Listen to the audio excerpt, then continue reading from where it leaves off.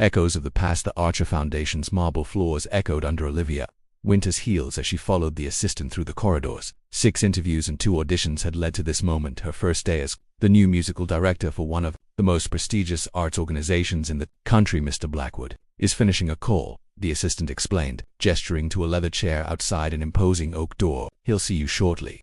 Olivia nodded, smoothing her navy dress. At 32, she had finally rebuilt her career after years of teaching private piano lessons and performing at small venues. This position meant stability, artistic freedom, and most importantly, security for her son. The door swung open and Olivia's heart stopped. 7 years had changed. Damien Blackwood's silver threads now graced his temples, and responsibility had carved subtle lines around his eyes. But nothing could erase the recognition that passed between them like an electric current. "Olivia," he said, his voice lower than she remembered Damien. She hadn't prepared for this. The foundation's leadership had changed recently. She'd researched the board but never imagined he would be running it. His expression shifted from shock to something unreadable. "Come in." The office was exactly what she would have expected, minimalist, tasteful, with a baby grand piano by the window overlooking the city. A single photograph of his family stood on the desk, his parents and sister looking regal and untouchable. "I wasn't aware you were the final decision maker on this position," she said carefully. "Would you have applied if you knew?" His question hung between them. Olivia met his gaze directly. "I would have. I'm a professional, Damien. I assume you are too." He gestured for her to sit, maintaining a careful distance. "Your qualifications are exceptional." The board was unanimous. "Then we have no issue," she replied, though her racing pulse suggested otherwise. 7 years ago, Damien had been a passionate composer, rebelling against his family's expectations. She'd been a promising concert pianist, working as his assistant while they collaborated on what they believed would be revolutionary musical theater. Their partnership had evolved into something deeper until his father's sudden death had changed everything. "How have you been?" he asked, studying her. "Well, building a career on my own terms." She wouldn't mention Noah. "Not yet, not here." "And you? I heard about your marriage to Vanessa Sinclair." A shadow crossed his face. "It ended 3 years ago." Quietly, "I'm sorry." "Don't be." "It was never." He paused. "It was what my family needed at the time." The silence between them filled with unspoken words, memories of late nights at the piano, his compositions and her interpretations flowing together, the small apartment they'd practically lived in during those creative months, the plans they'd made before his family had pulled him back into their fold. "The foundation has changed direction," he said finally. "We're focusing on musical education for underprivileged children. Your experience teaching makes you ideal." Olivia nodded. "I've developed methods for children who can't afford instruments. We use everyday objects, voice training. I've seen the videos. It's remarkable work." She hadn't expected him to research her so thoroughly. "Thank you. You'll have complete creative control of the program, the resources you need." He stood, moving to the window. "We should keep our history private." Olivia, "For both our sakes." "Agreed." She rose, keeping her voice steady. "I should meet the rest of the team." As she turned to leave, he asked, "Are you happy, Olivia?" The question caught her off guard. She thought of her small apartment, of Noah's laughter, of the life she'd built without wealth but filled with music and love. "Yes," she answered truthfully. "Are you?" His eyes held hers for a long moment. "I'm getting there." What neither said was that happiness had once been defined by each other's presence. Now, as Olivia left his office, she wondered if she could keep her carefully constructed life intact with Damien Blackwood back in it, and if she could keep her son's paternity a secret when his father was now her boss. Unfinished Symphony. The Archer Foundation's autumn showcase was 3 weeks away, and Olivia found herself working late most evenings. The children's choir she'd assembled from local schools was showing remarkable progress, but tonight her focus kept drifting to the clock on the wall. "You seem distracted," Damien said, appearing in the doorway of the rehearsal space. He'd been keeping a professional distance since her arrival, their interactions limited to formal meetings and brief exchanges. "I promised Noah I'd be home for bedtime," she admitted, gathering her sheet music. "My babysitter has an exam tomorrow, Noah." "My son." Words hung in the air between them. Something shifted in Damien's expression. "I didn't know you had a child. There's a lot we don't know about each other anymore." She slipped her notes into her bag, avoiding his gaze. "How old is he?" Olivia hesitated. 6. She saw the mental calculation in his eyes, the slight narrowing of his gaze. 6 years. Their parting had been 7 years ago. "I'd be happy to drive you," he offered, his voice carefully neutral. "It's pouring outside." The rain battered against the windows, and Olivia's apartment was a 20-minute walk. Pride told her to refuse, but practicality won out. "Thank you. That would help." The drive was quiet, the sleek interior of his car smelling of leather and his familiar cologne. Olivia directed him to her modest apartment building in a developing neighborhood. "Would you like to come up?" Just for a minute, she found herself saying. "Noah's probably still awake." Damien's hands tightened on the steering wheel. "I'd like that." Her apartment was small but warm, walls covered with Noah's artwork. a worn upright piano taking up one corner of the living room, books everywhere. From the hallway came the sound of a child's laughter and the babysitter's gentle shushing. "Mummy!" Noah ran into the room, his dark curls bouncing, wearing dinosaur pajamas. He stopped short at the sight of Damien. "Hello." Damien stood frozen, staring at the boy. Olivia saw what he saw. Noah had her smile and slender build, but his eyes were unmistakably Damien's, the same unusual amber-flecked brown. His jawline, even in childhood roundness, echoed Damien's distinctive features. "Noah, this is Mr. Blackwood, my new boss," Olivia said, her heart hammering. "Mr. Blackwood, this is my son, Noah." "It's nice to meet you," Damien said, his voice strangely hoarse. "Do you play piano too?" Noah asked, curious rather than shy. A smile broke across Damien's face. "I do. Your mother and I used to play together. She's teaching me. Want to see?" Without waiting for an answer, Noah climbed onto the piano bench and began playing a simple Chopin prelude, his small fingers moving with remarkable precision for his age. Olivia watched Damien's face as he listened, saw the emotion he couldn't hide. When Noah finished, Damien applauded with genuine enthusiasm. "That was excellent," he said. "You must practice very hard." "Every day," Noah said proudly. "Mom says talent is only the beginning, it's practice that makes you great." "She taught me that too," Damien said softly. After Noah reluctantly went to bed, Olivia walked Damien to the door. The question hung unspoken between them. "He's remarkable," Damien said. "He's everything to me," she replied. "The timing, Olivia, ... She met his gaze steadily. "It's late, Damien. We both have early meetings tomorrow." He nodded, understanding her deflection. "The foundation is hosting a children's concert next weekend. You should bring Noah. He'd enjoy it. I'll think about it." After he left, Olivia leaned against the door, trembling. She'd known this day might come, had prepared for it, but nothing could have readied her for the look in Damien's eyes when he saw their son the following week. Damien found reasons to observe her children's choir practices. She caught him watching Noah, who had joined the group at Olivia's insistence that his talent be nurtured among peers, during a break. Damien sat beside Noah at the piano, showing him a simple composition technique. From across the room, Olivia watched them together, the same thoughtful frown when concentrating, the same tilt of the head when listening. "He's your son, isn't he?" Damien asked quietly when they were alone that evening. Rehearsal long finished. Before she could answer, her phone rang. Noah's after-school program calling to say he'd fallen from the playground equipment and needed to be picked up. "I have to go," she said, gathering her things in panic. "I'm coming with you," Damien said, his tone brooking no argument. As they rushed to the car, Olivia knew their unfinished symphony was reaching a movement that could no longer be delayed. Dissonant truth. Pediatric urgent care's fluorescent lights cast harsh shadows across Damien's face as he paced the waiting room. Olivia sat perfectly still, her composure betrayed only by her whitened knuckles gripping her purse.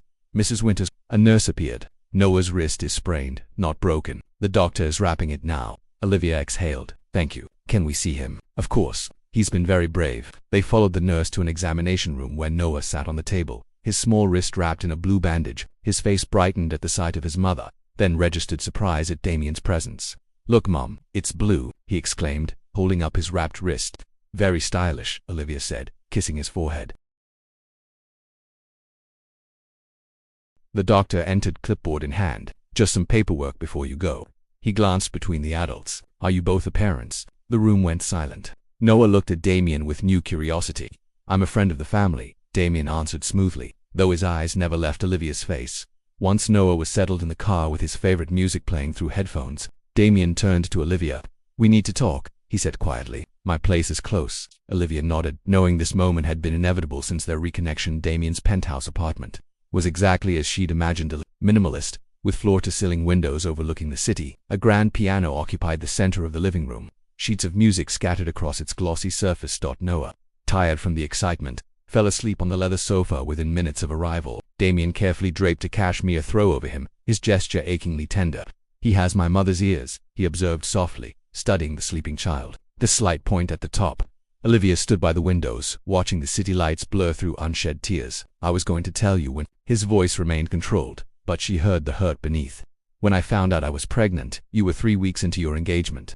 She turned to face him. "Your family made it very clear that the Blackwoods needed that merger with the Sinclairs. You could have given me a choice. Could I?" She challenged. "Your father had just died. Your family was facing bankruptcy. Everyone was depending on you to save the legacy." Damien ran a hand through his hair, a gesture so familiar it made her heart ache. "So you disappeared." "I tried calling you once," she admitted. "Vanessa answered your phone." Understanding dawned in his eyes. "That night in Florence, she said someone called but wouldn't leave a message. I was 3 months pregnant. I thought—" Olivia swallowed hard. "I thought it would be easier for everyone if I just started over." "Easier?" His voice broke on the word. I've missed 6 years of my son's life, and I've spent 6 years protecting him from feeling like he wasn't wanted, she countered, like he was an inconvenience to the great Blackwood dynasty. Damien closed the distance between them, his expression fierce. I would never have seen him that way. How would I have known that? You chose your family's expectations over our future together.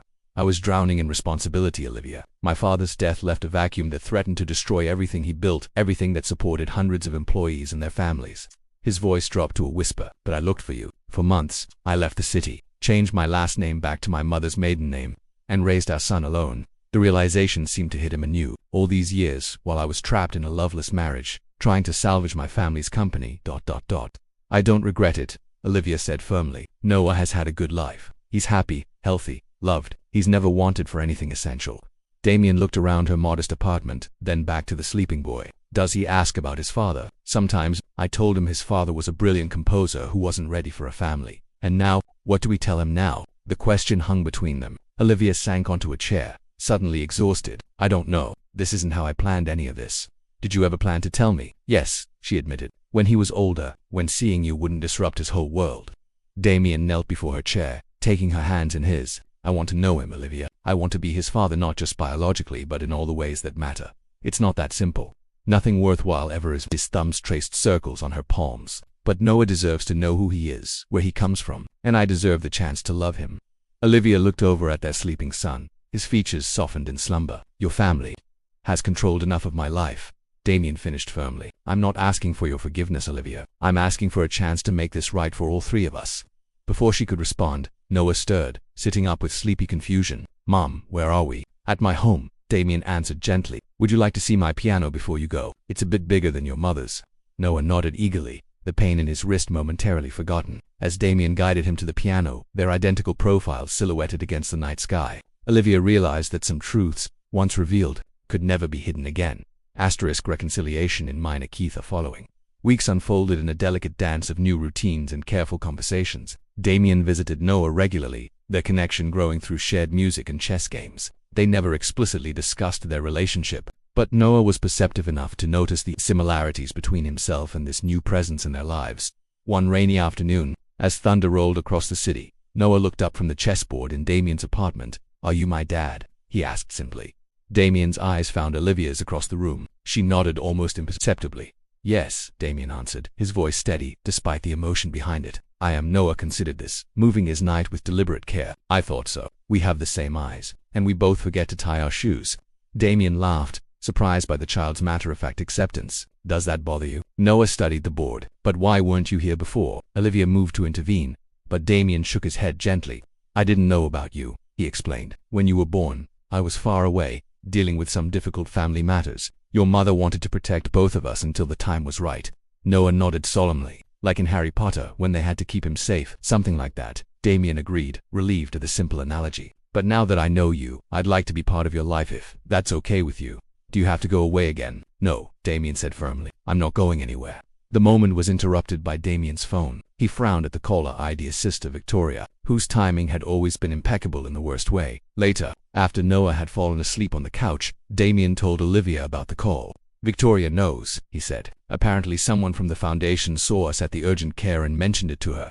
Olivia tensed. What did she say? What you'd expect. Concerns about the family image, the foundation's reputation, a potential scandal. His bitter laugh held no humor. She's worried about the board members' sensibilities. The same board members who arranged your marriage? Olivia asked quietly. The very same. He poured them both a glass of wine. Victoria suggested a quiet financial arrangement to resolve the situation discreetly. Olivia's face hardened. Noah isn't a situation to be resolved. That's exactly what I told her. Damien sat beside her on the window seat, their shoulders barely touching. I've lived my life according to the Blackwood legacy for too long. Olivia, I won't let them dictate my relationship with my son. It won't be easy. Your family has influence and I have truth on my side. He took her hand cautiously. I don't expect us to pick up where we left off. Too much has happened, but I want you to know that losing you was the greatest regret of my life. Before she could respond, his doorbell rang. Damien checked the security panel and cursed under his breath. It's Victoria and my mother. Eleanor Blackwood swept into the apartment like royalty, her silver hair impeccably styled, her expression glacial. Victoria followed, sleek and predatory in designer clothes. So it's true, Eleanor said, her gaze falling on the sleeping Noah. Something flickered in her eyes, perhaps before her mask of disapproval returned. Mother, this isn't the time, Damien began. It's precisely the time, Victoria interrupted, before this gets out of hand. The gala is next week, and rumors are already circulating. Olivia stood, placing herself protectively between Noah and the Blackwood women. I should take Noah home. No, Damien said firmly. You both belong here as much as anyone. He faced his family. Noah is my son. I've missed 6 years of his life because of this family's manipulation, and I won't miss another day. Eleanor's gaze sharpened. You have responsibilities, Damien. The foundation is mine to run as I see fit, he finished, and it will be better for having Olivia and Noah in its future. Victoria scoffed. A love child and his piano teacher mother. The board will revolt. Then let them, Damien said coldly. I own controlling interest, as you well know. Eleanor studied Olivia with new calculation. What do you want? Money. Position. I want my son to know his father, Olivia answered simply. Everything else is secondary. A tense silence filled the room, broken only when Noah stirred and opened his eyes. He blinked at the strangers, then focused on Eleanor with unexpected recognition. You're the lady from the photograph, he said sleepily. On my dad's desk. Eleanor's composure faltered at being called dad so easily by this child. She moved closer, studying Noah's features with growing wonder. He has Robert's hands, she murmured, referring to Damien's late father. The same shape. Something shifted in the atmosphere as Eleanor Blackwood saw her husband and her grandson's face. Victoria remained rigid, but Eleanor slowly sank onto the edge of the sofa. What's your name, young man? She asked, her voice softer than before. Noah Winters, he answered. I play piano like my mom and dad. Does he now? Eleanor glanced at Damien with an expression he couldn't quite read. Harmony restored the Archer Foundation's Winter Gala transformed the historic concert hall into a wonderland of crystalline light and elegant music. Benefactors in formal attire mingled with artists and musicians, the air buzzing with conversation and anticipation. In a quiet backstage room, Olivia adjusted Noah's bow tie. He fidgeted in his small tuxedo, nervous about his surprise performance. Remember, she said, smoothing his wayward curls. Music comes from here. She placed her hand over his heart. And here, Damien added from the doorway, tapping his temple. The technical brilliance you inherited from your mother, the emotional interpretation from me, and the stubbornness from you both, came Eleanor's dry voice as she joined them. Over the past month, the Blackwood matriarch had surprised everyone with her gradual acceptance of Noah, particularly after hearing him play. Tonight marked Noah's first public performance, a carefully guarded secret from the Foundation's patrons. It also marked a new beginning for the reconstituted family, still finding their harmony but no longer hiding from the truth. It's time, the stage manager announced. Damien took the stage first, addressing the gathered elite with practiced charm. Tonight represents transformation not just for the Archer Foundation, but for me personally. His eyes found Olivia in the wings. We're proud to announce our expanded music education initiative for underserved communities, led by our extraordinarily talented musical director, Olivia Winters. Applause rippled through the audience as Olivia joined him. And now, Damien continued, we have a special performance, a piece composed by myself, interpreted by Ms. Winters, and featuring a young musician making his debut tonight. Noah walked onto the stage with surprising composure, taking his place at the piano beside his mother. Whispers circulated as attendees noted his resemblance to Damien, but they fell silent as the first notes filled the hall. The composition told their story. Damien's passionate opening theme, Olivia's delicate counterpoint, their separation illustrated by dissonant chords that gradually resolved as Noah's part entered, bringing harmony to the previously fractured melody. When they finished, the audience rose in standing ovation. Noah beamed as he took his bow between his parents. Their hands joined in a chain that had finally found its unbroken link. Later, after speeches and champagne toasts, Eleanor approached Olivia on the balcony.